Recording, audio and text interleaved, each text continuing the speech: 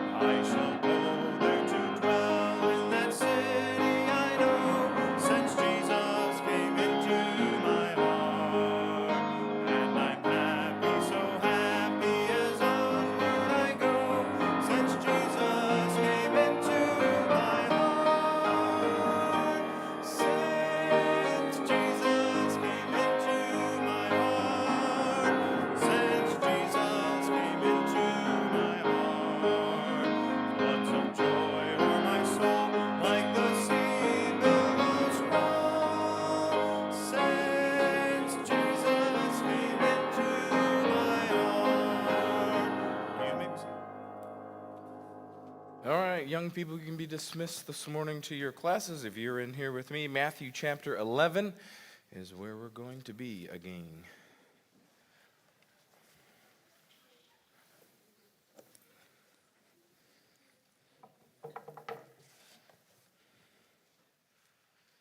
Started 2 weeks ago, took a break for Brother McDaniel last week, but talking about the call that Jesus gives us for rest. Now, he's not speaking of sleep, although sleep is good.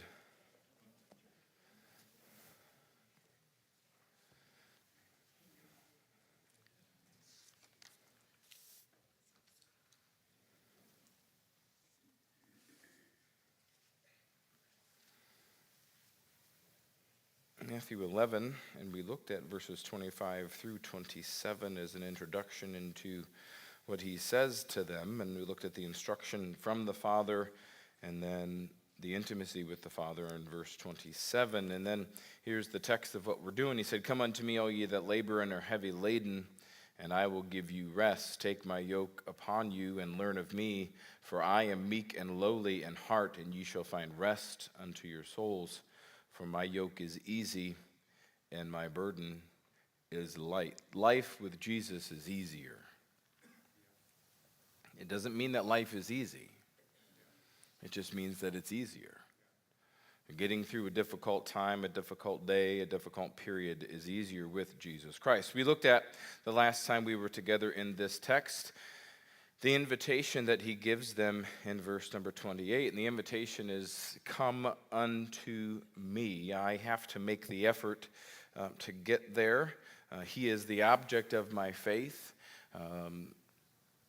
Salvation isn't a church. It's not a creed. It's not a system. Salvation is in a person, and that person is Jesus Christ. We're walking into, after Thanksgiving. My kids don't believe in Thanksgiving. My house now looks like Christmas after yesterday. I was working in the morning and then came home, and there was stuff out everywhere. I'm like, look at you guys going to town, getting everything done. But we're walking into the Christmas season, and we have some Christmas tracts for you to hand out. And you're walking into a time of the year where people will be willing to have a conversation. So let me encourage you, have the conversation. Step into it. It's about Jesus Christ. Salvation is in the person of Jesus Christ. We talked about the people invited and the purpose of the invitation. The purpose of the invitation is the realization that he will give you rest. He will be the one that will allow you to get away. Listen, and it's not physically, but it may be that mentally you need to get away from what you're dealing with. And Jesus Christ can help that. But you have to go to him. I have to be willing to give it to him. I have to be willing to cast your burden upon the Lord. I have to be willing to say out loud that I have an issue, that I have a problem, that I have a concern, and go to him for that rest. The people that are invited are those in verse 28 that are labored and heavy laden, and that's you and I. This life will weigh you down. This life will drag you down. Not only the things that you deal with, say life doesn't get simple just because your kids leave the house. It gets more complicated because they start living lives, and all the choices they start making impact your life, even though they don't think that they do. They absolutely do. And so all of those things have an impact. The rest here is a gift. He said, I will give you rest. The first gift you got from Jesus Christ was salvation. It comes from God the Father. And here is a gift that Jesus Christ is willing to give. I have to be willing to take it. Our issue on the men's side of things is, I got it figured out, I'll just do it myself. Well, okay, and you just continue to fail with that.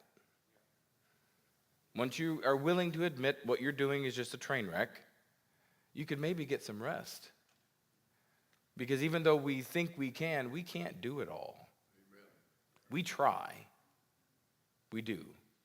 We give it a go. It just doesn't work well long term. So in verse number 29, here's the instruction. We'll start here today. The instruction is this.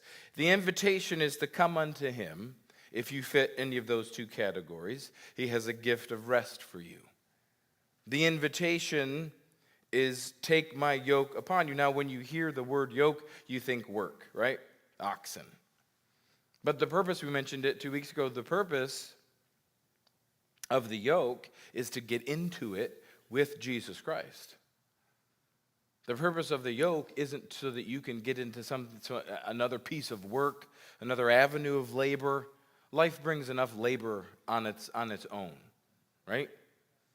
For 2.5 hours yesterday, I just drove around in my yard with my lawnmower. Just picking up leaves. Life is there's always something. And they're not all done yet. I got the middle, but you know how your yard does. You still got the side leaves. And those are the worst. Because they're all wet and stuck together, and it's just a whole thing. And mentally, I'm not doing that today. And I woke up this morning, and now there's leaves all over the yard that you know what I mean? It's just like life just never quits. It just doesn't stop. It's just always there. There's always something. So the instruction, he says this, take my yoke upon you and learn of me. Here's the reason for the instruction. The yoke that he offers to us is a rest from sin and from the weight of the cares of this world. But it's not a rest. The yoke isn't there so that you can get into it and lay down and go to sleep. The yoke is there so that you can work alongside of him. That's fun. All of that is there so that I can continue to labor. But when I'm laboring with him, it is restful. It's when I'm by myself. Imagine yourself being in a two-person yoke by yourself. You're going to have to hold up the one side while you're trying to pull something to get something done, and you're working twice as hard to get nothing done at all. The yoke is there to rest from the sin and the weight of this life, not from the service of Jesus Christ. I'm supposed to enter into the submission of his will and to turn over. The purpose of the yoke is to turn over the control to him. That's the literal reason is to give up control. And for some of us, that's difficult to do. Because I'll figure it out. I've figured it out my whole life. How much is God going to look at you when you get to heaven and say, why? Why? You made your life so much more difficult than it needed to be. I was there willing to help, and you're just pushing along. Pretending like you're getting stuff done. Go to Romans chapter 12. Look at verses 1 and 2. Two verses you know well. Romans 12, 1 and 2.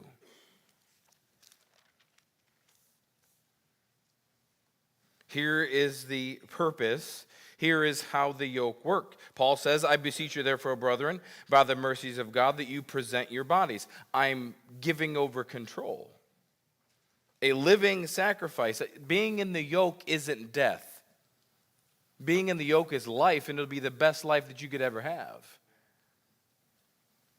A living sacrifice, holy, acceptable unto God, which is your reasonable service, and be not conformed to this world, but be transformed by the renewing of your mind, that ye may prove what is that good and acceptable and perfect will of God. The only way to prove that the yoke will work is to get into it.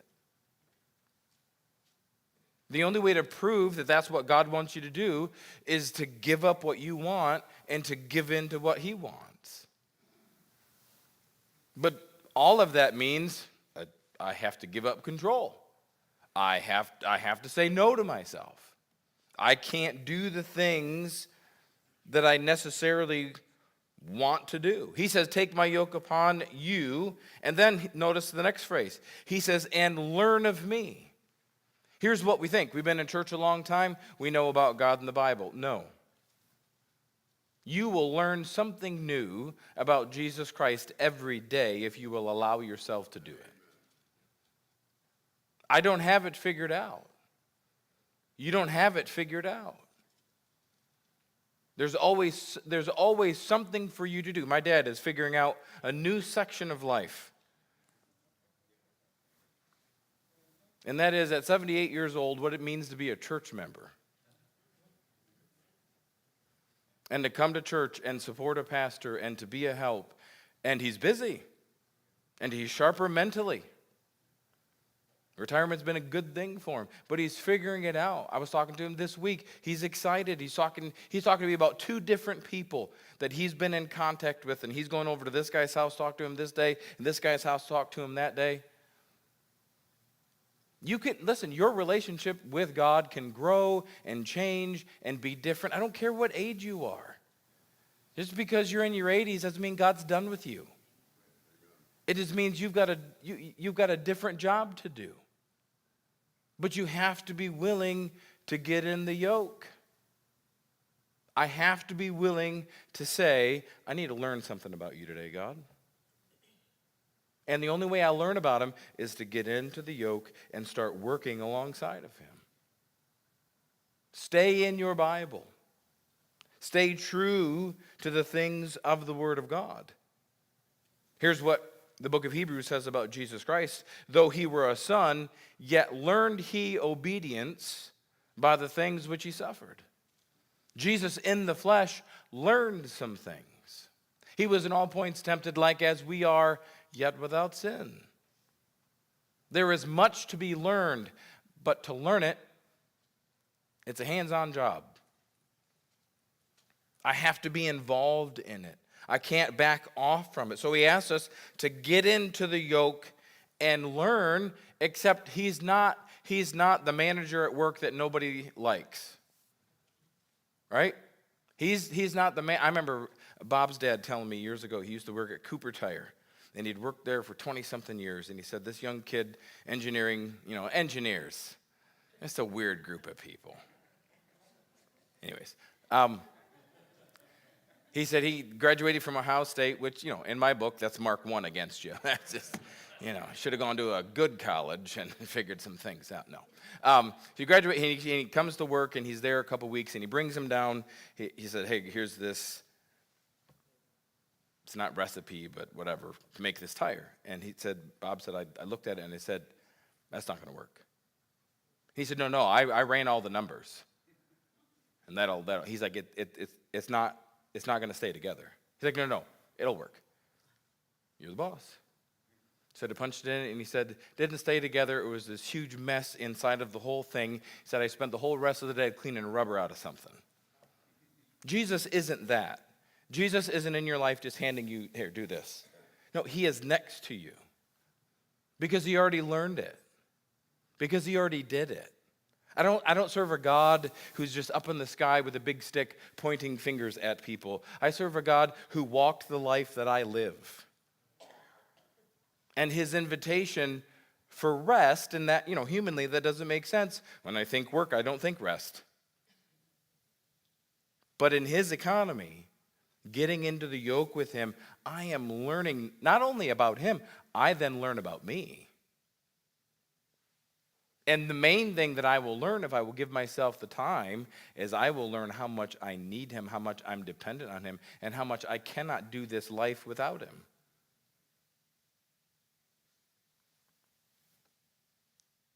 Romans 8:26, Paul says, likewise the Spirit also helpeth our infirmities, for we know not what we should pray for as we ought, but the Spirit itself maketh intercession for us with groanings which cannot be uttered. That's God just helping you. In what? In our fumbled and feeble attempts to pray. We say stuff and the Holy Spirit's like, he meant this. Hey, she meant it this way.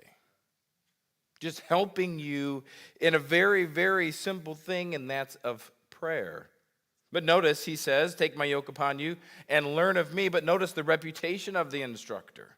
He says, for I am meek and lowly in heart. He's not full of himself. He is the opposite. He is the opposite of what we are. You should be learning something. Don't let your brain go idle. Don't get into your retirement years and let your TV be the thing that keeps you going. Stay busy. Do something.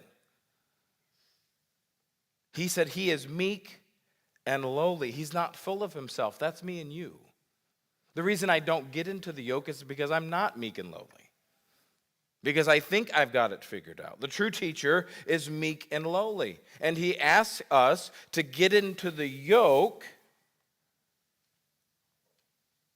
But here's what that takes. That takes humility. That takes me saying, God, I need your help. God, I have to have your help. And he promises us rest if we'll do that, and says, hey, I'm the one who's meek and lowly. Zechariah 9:9 says, rejoice greatly, O daughter of Zion. Shout, O daughter of Jerusalem. Behold, thy king cometh unto thee. He is just and having salvation, lowly, and riding upon an ass, upon the colt, the foal of an ass. Zechariah prophesies that when the king comes into Jerusalem, what he'll be riding on. And listen, they received him in that exact way, didn't they? So here's one verse that will show you that the Pharisees and the Sadducees knew exactly who that was when he rode into Jerusalem. But he came in lowly. Matthew 21:5 tell you, the daughter of Zion, behold, thy king cometh unto thee meek, and sitting upon an ass, the colt, the foal of an ass. He is meek and lowly. David says in Psalm 138:6, though the Lord be high, yet he hath respect unto the lowly, but the proud he knoweth afar off. If I stay proud, God will keep me afar off. God's not impressed if I know everything. God's not impressed if I have an answer for everything. He wants me to be humble and lowly. He said, hey, if you're going to get in the yoke with me, here's my reputation.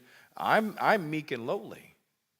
So if we're going to work together, you're going to have that same spirit and that same attitude.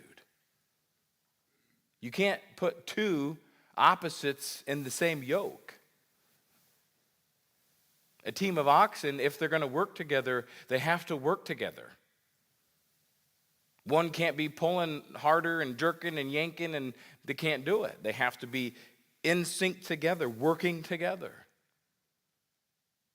Romans chapter 12, 1 and 2. If I'm going to know what the will of God is, I've got to get in the yoke, and I have to do it God's way. You want your life to work? Do it God's way.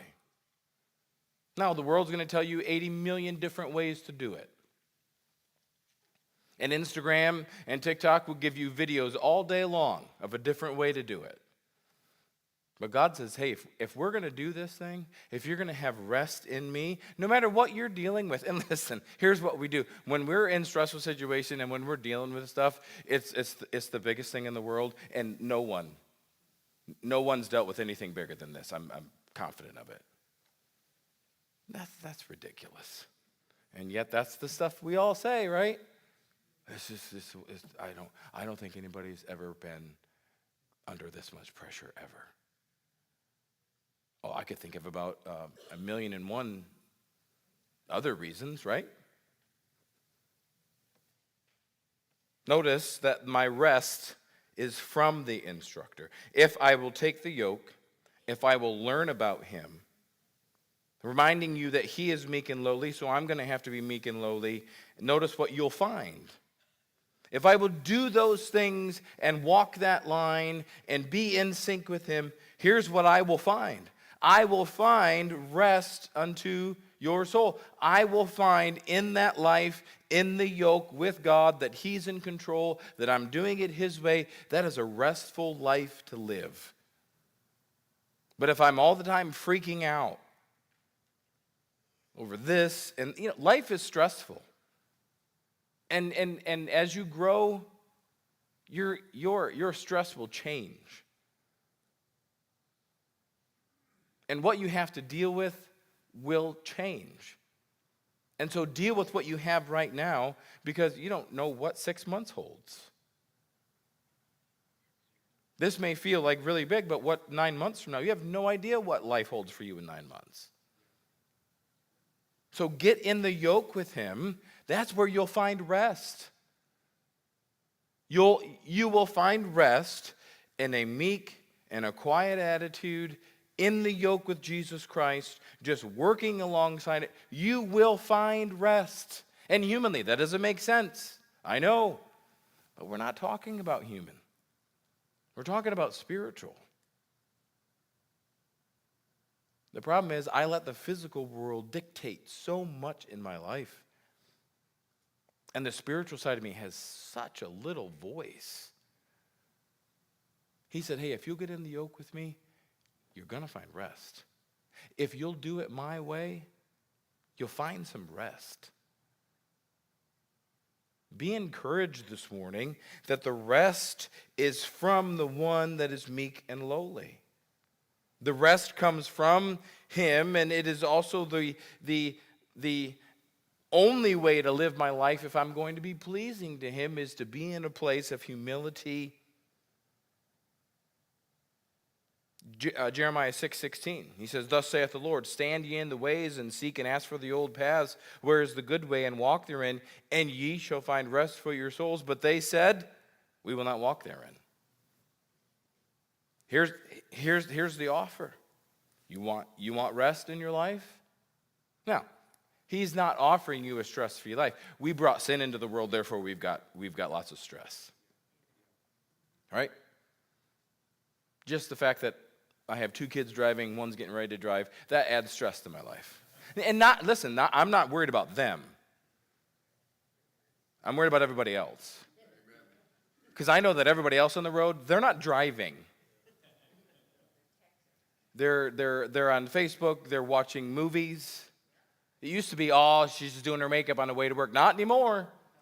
She's having a full-blown conversation with somebody. Just not paying it. That adds a stress to my life. But I've had to take that stress and move it to the side where the Lord is and say, hey, you're going to have to help me with that, because I can't spend my whole day We have an app that follows our kids. I can see how fast they're going. And I can't get on that. When I know Dawson's leaving work, I can't get on that and just watch him drive down 280. Now he's on 75. I can't. Why? I don't need that extra stress. Why? Here's what that does humanly. That makes me feel like I'm in control, but I'm not in control. Just because I'm watching it doesn't mean that I'm in control.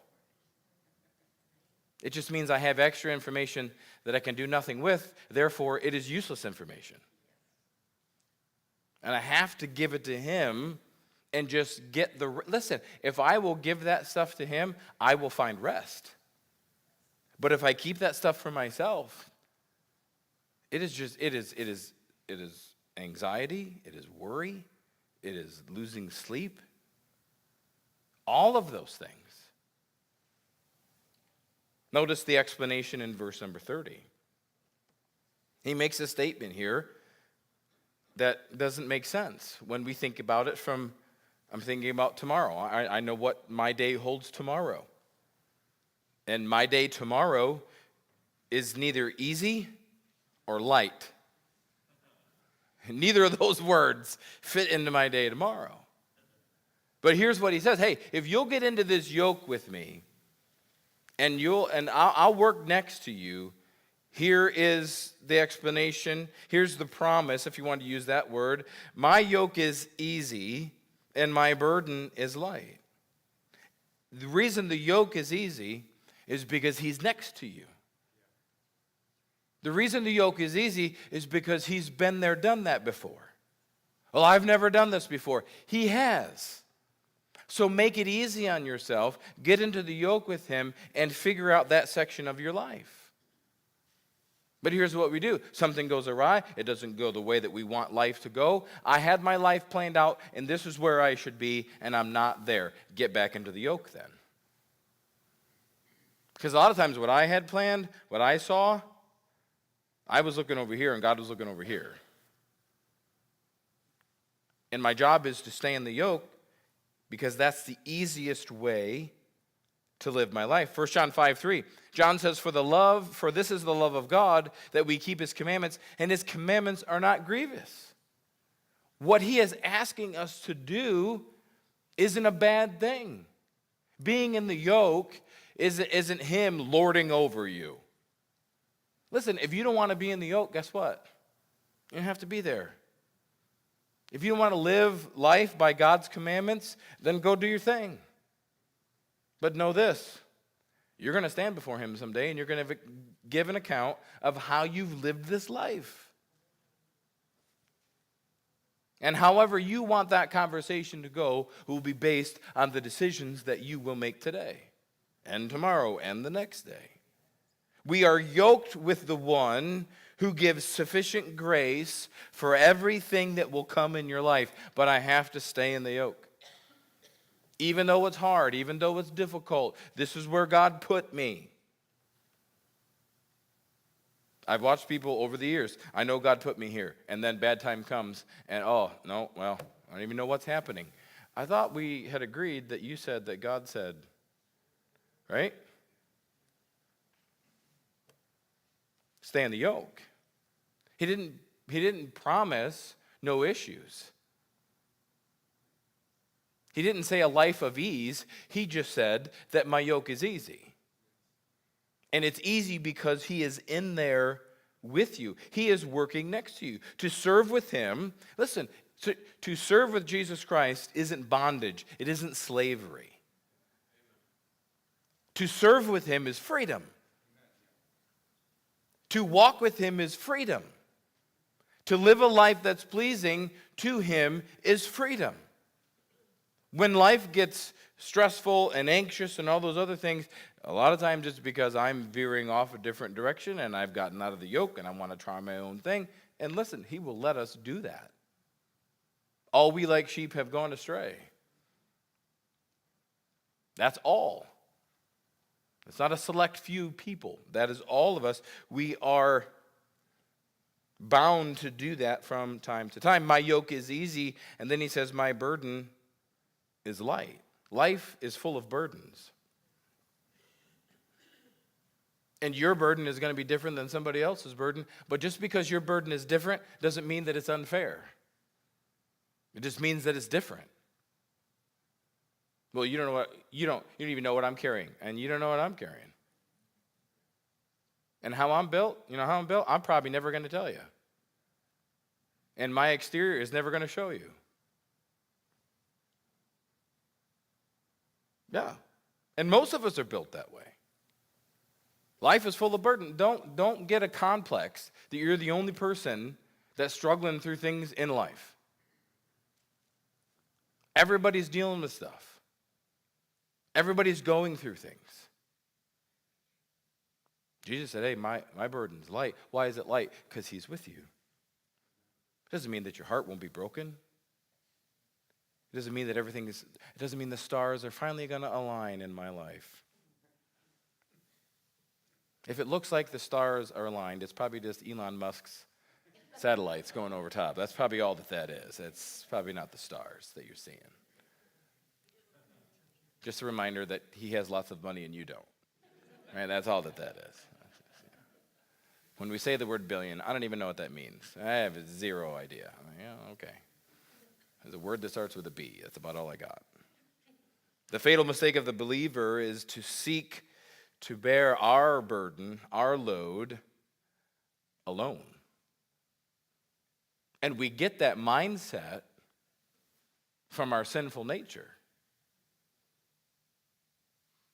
We have, I don't know if it's a worldwide phrase, but we have one in America. I know that's self-made man. No. You're breathing God's air today. Your heart's beating because God's telling it to beat. The blood's going to all the proper places today. Right? So how do you know? You'll know when it doesn't.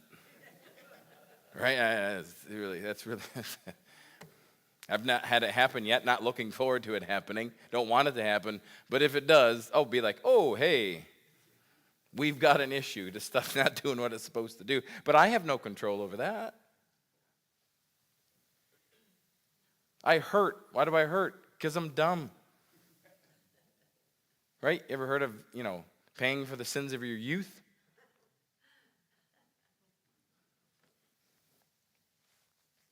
God never intended you and I to carry our burden alone.